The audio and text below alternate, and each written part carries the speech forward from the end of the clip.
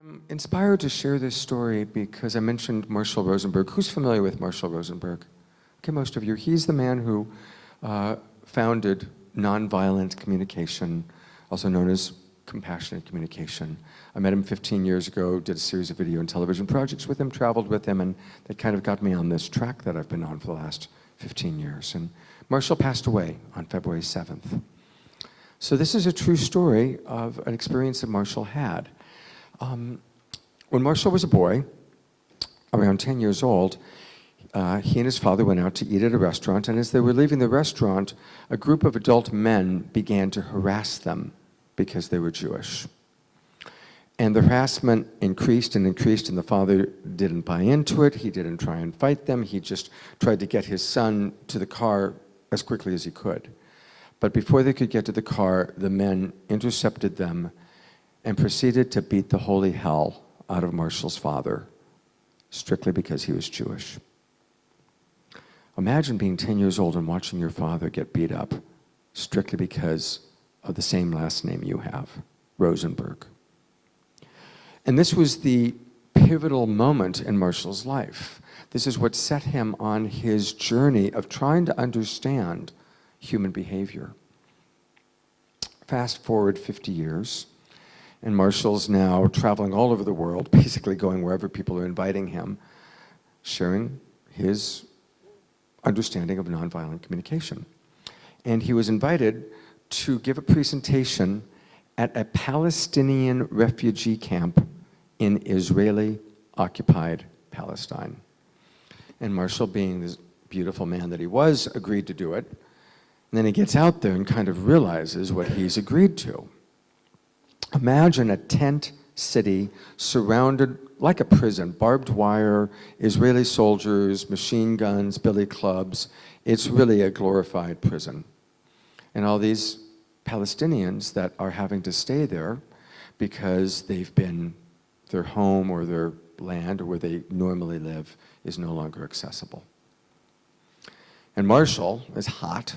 They've been forced to come to his presentation. They don't really want to hear from a Jew why they should be compassionate in their communication, but there was something they kind of had to go there. They were kind of forced into it. So here's this hot tent full of unhappy people who don't want to be in that camp, who don't want to hear what Marshall has to say, and he's got to get up and deliver his speech. So he gets up there and he's nervous.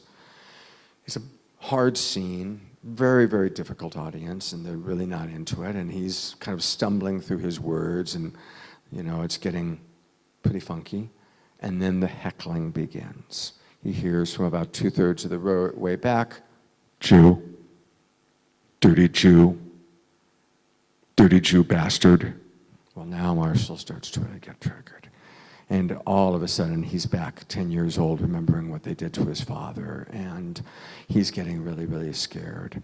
And he's stumbling over his words, and it's getting worse and worse. And this guy, the heckler, is getting more and more aggressive. Kike, dirty kike bastard. Marshall's really trembling now, and he sees the guards have heard what the heckler's doing, and the guards are on their way to pick him up and get him out of there. And Marshall's first thought, so perfectly human, his first thought is, good, get this guy out of here.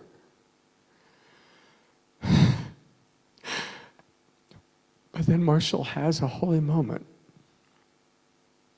He has a moment where somehow he's able to think to himself, oh my God, am I going to just zip through this speech and get the hell out of here as fast as I can?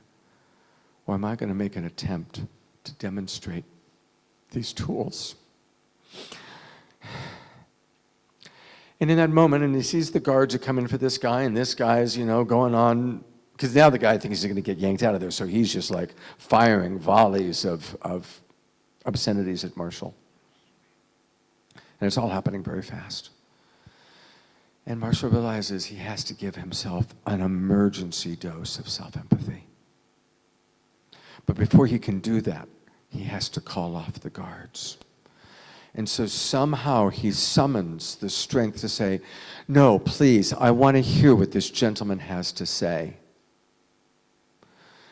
And that takes the whole audience aback. That's a pattern disrupt. That grabs people's attention. And then Marshall gives himself that emergency dose of self-empathy. Oh my God, I'm so scared. But my longing to understand this man is going to trump my fear.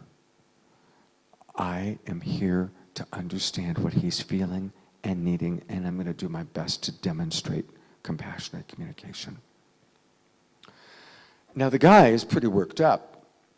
Do you see what this situation is? Do you see what your country has done? Your country's put us in here like animals, and America supports Israel. He's kind of going on and on like that. And Marshall's kind of pulling it together, and Marshall doesn't defend America. He doesn't defend Israel. He doesn't defend his being there. He practices what he teaches, feelings and needs. So, sir, you're very angry because a lot of your precious needs are not being met. You're damn right my needs are not being met. And he goes on a little bit more. And Marshall says, sir, I really do want to hear what you have to say. I really do. But I can hear you more effectively if you'd just be willing to slow down. And to whatever degree you can talk to me with respect would make it easier for me to take in the importance of what you're saying. Boundaries with compassion. The compassion piece is acknowledging the man wants to be heard. When people yell at us, when people are loud, they want to be heard. So he's acknowledging the man's need while setting the boundary. I really can hear you better if you'd be willing to just speak a little more respectfully. So go a little slower.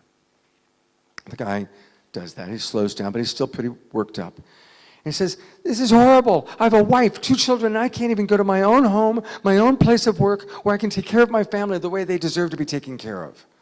Wow, so much information. A wife, children, of course he's frustrated. He can't even go to his own place. He's relying on the food that they give him instead of being able to take care of his family. And Marshall just gives empathy and acknowledges how hard that is. Invites the man to come on the stage, and they talk. And Marshall just gives empathy and understanding and reflects back. And then brings up a few other people that also are going through pain and just acknowledges it and demonstrates beautifully compassionate communication. At the end of that presentation, the same man who was heckling him, the same man who's calling him a dirty kike bastard, invites Marshall to his tent for a private Ramadan dinner. And that same man went on to become an NVC facilitator. And what I love about that story and what makes me cry is that moment where it's like, get this guy out of here. This is too painful. I don't want to deal with this. Get him out of here. We all are in those situations sometimes. I don't want my lover to be freaking out right now. I don't want to be freaking out right now. I don't want my lover to be interested in somebody else. I don't want whatever it is. It's so hard. It's so painful. I don't want to deal with this, please. But if we can give ourselves that emergency dose of self-empathy, yes, this is hard. But my love, my commitment to care, my commitment to compassion, my commitment to this person or this process or this life is going to trump my fear. Or it's going to be more, is what I'm going to choose over the ego that's just really scared. And so I invite you to remember that. And may we all learn how to manage our triggers. May we all be very accepting of our subpersonalities. May we learn to embrace and accept all aspects of self. Because when we honor ourself fully, we honor the entire universe. Thank you very much for coming. Thank you. Ladies and gentlemen, Jesus Christ, Bugs Bunny, Superman, Scott Catamas.